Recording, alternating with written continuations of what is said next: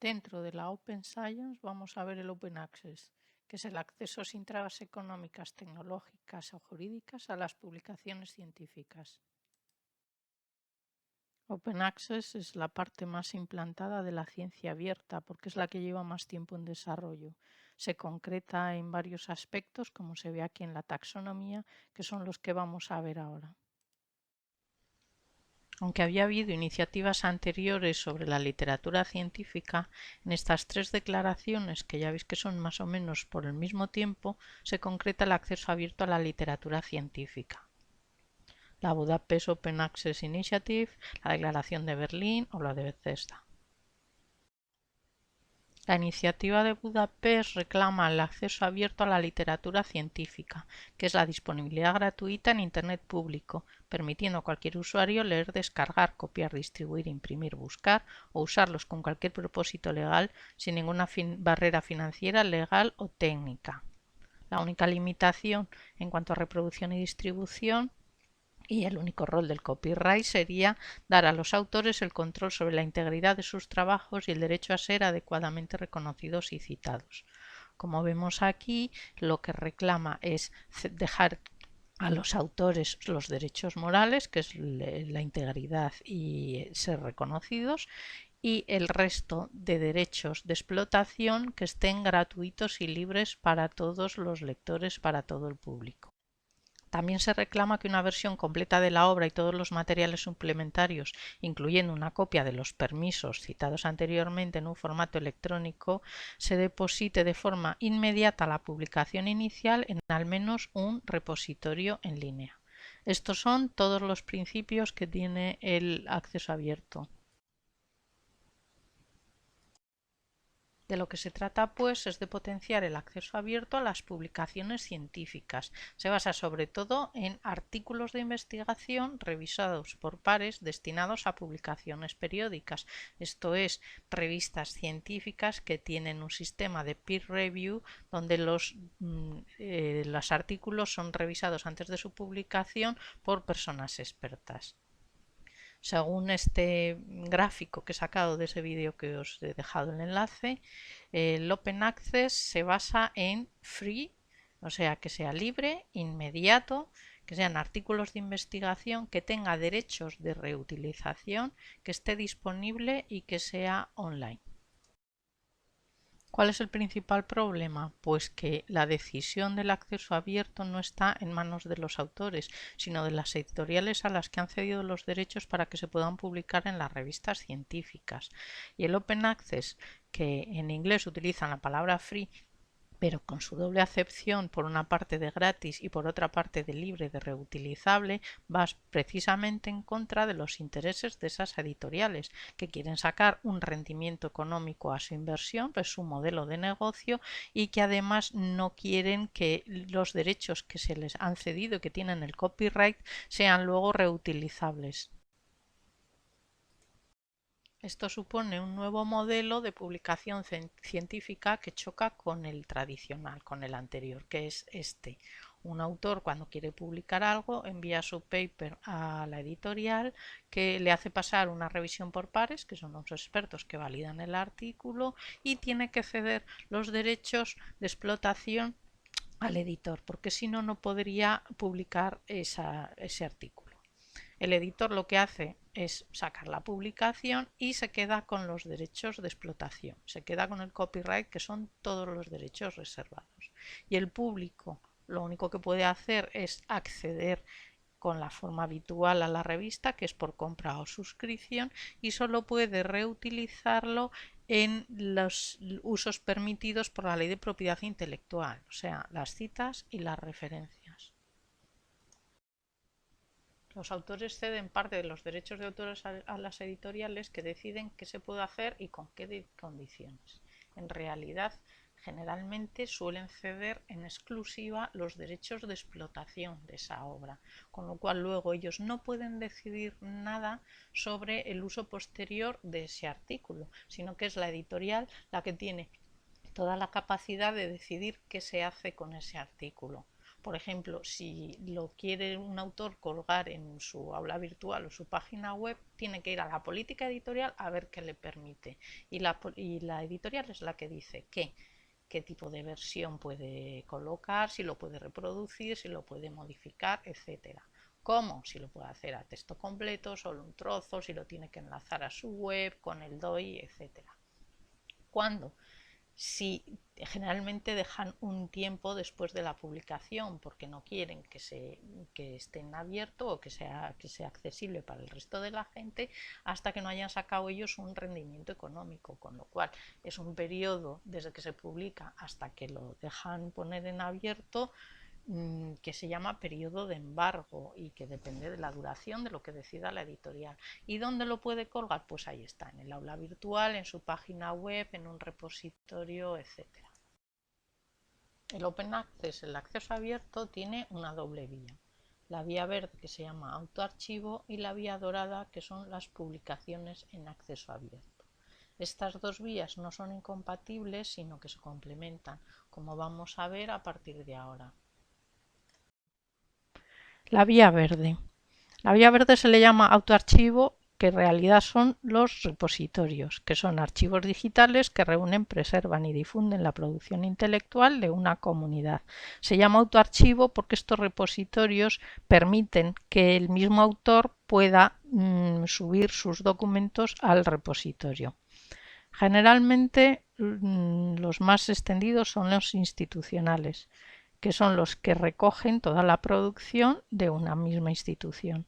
Por ejemplo, en la Universidad de Cantabria tenemos UCREA, que es el repositorio de la universidad, y Digital CSIC, por ejemplo, es el repositorio del Consejo Superior de Investigaciones Científicas.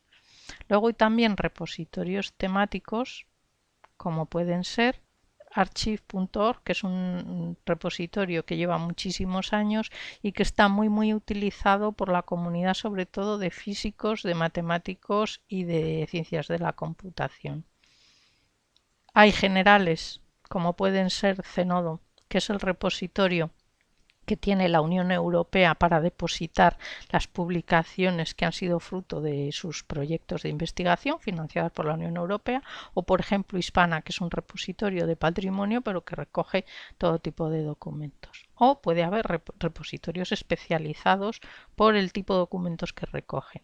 Por ejemplo, TDR es un repositorio de tesis doctorales en red, que antes era un ámbito más extendido en el que colaboraba la Universidad de Cantabria, ahora ya se ha quedado restringido a las universidades catalanoparlantes, digamos. Y Figshare, por ejemplo, es un repositorio de datos de investigación. Entonces, estos recogen solo unos documentos específicos, especializados.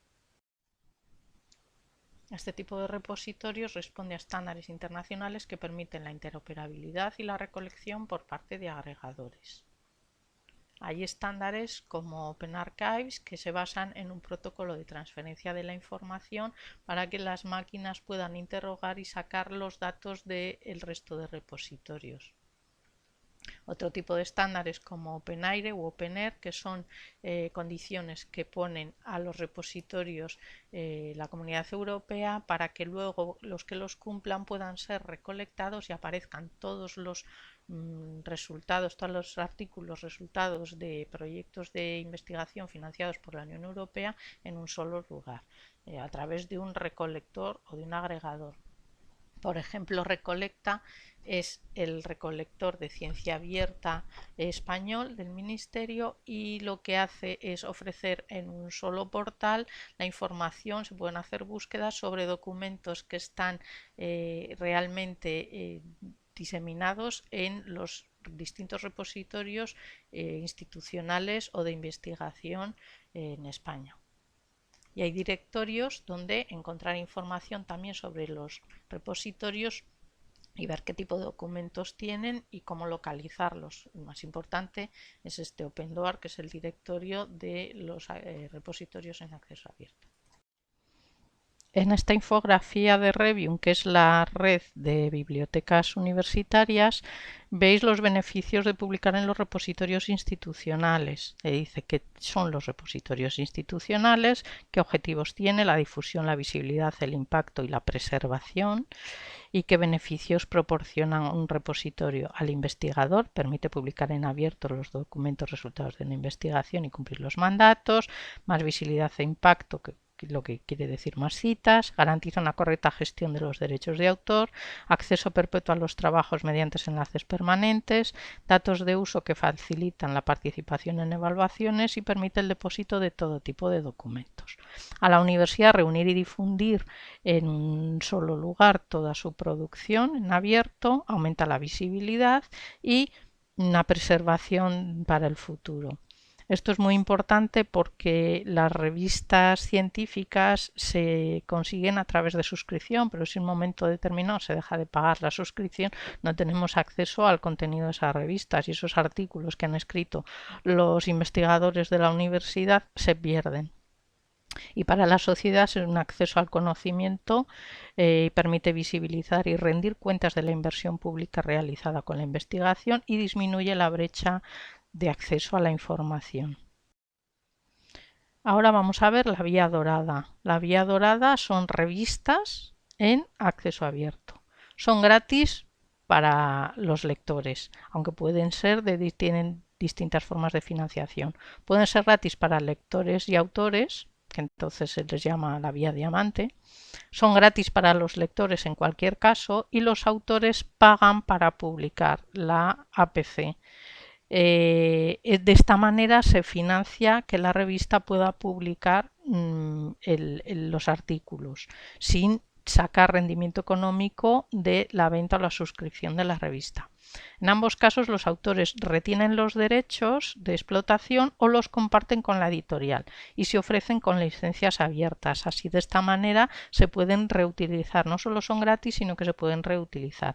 Hay un directorio como el DOAG, que es el de las revistas en acceso abierto. Otras alternativas para publicar en abierto lo ofrecen las revistas híbridas. Son revistas tradicionales que pueden publicar artículos si lo paga el autor. O sea, es una revista cerrada por suscripción, pero te ofrece la opción de publicar en abierto alguno de los artículos. Entonces el autor paga para que se lo pongan en abierto y dentro de un número por suscripción puede haber algún artículo que esté en acceso abierto porque lo ha pagado previamente. Si se opta por hacerlo, este artículo se difunde gratis con una licencia Creative Commons de reutilización, pero el resto de la publicación sigue siendo por suscripción. Esto en realidad no es acceso abierto porque lo que se hace es pagar dos veces. Paga el autor para que esté en abierto, pero paga la biblioteca a la revista por la suscripción general.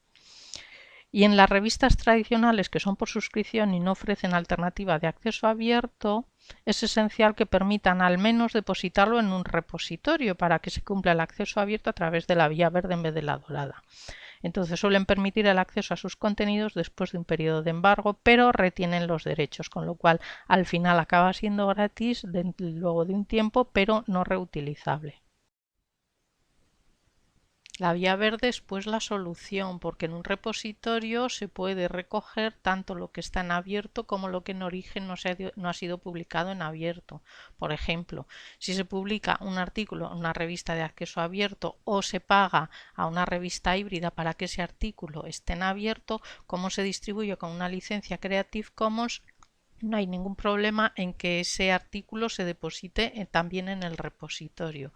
Si se publica en una revista que no tiene la opción de acceso abierto, previa gestión o revisión de las políticas editoriales, si permite que se pueda depositar en un repositorio, pues se ve qué versión es, la del editor, la aceptada, la preprint, en qué tiempo se puede depositar en el repositorio, el periodo de embargo que hay que guardar, pero los derechos de autor siguen quedándose en manos de la editorial. Con lo cual sería una publicación que la podemos conseguir gratis en el repositorio, pero no va a estar libre para reutilizar. Pero de esta manera se puede cumplir con el acceso abierto. Este sería entonces el resumen del acceso abierto. Se puede publicar en una revista de acceso abierto, la vía dorada, y eso directamente puede depositarse en un repositorio. Se puede publicar en una revista híbrida pagando la tasa para publicarlo en abierto e inmediatamente va al repositorio, o se puede publicar en una revista que permita ponerlo en un repositorio, aunque sea luego después de un tiempo de embargo y con unas condiciones especiales.